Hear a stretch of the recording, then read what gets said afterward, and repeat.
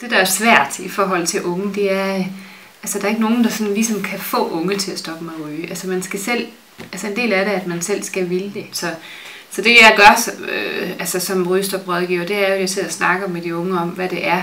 Altså det har, hvorfor er det, de ryger, hvad der er fordele, hvad der er ulemper.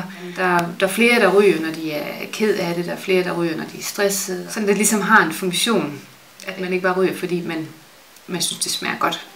Meget med, når man snakker med unge og rygning, så handler det også meget om det her med det sociale.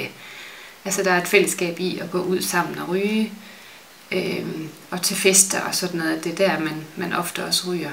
Og der snakker vi sådan meget om, hvad man kan gøre i stedet for.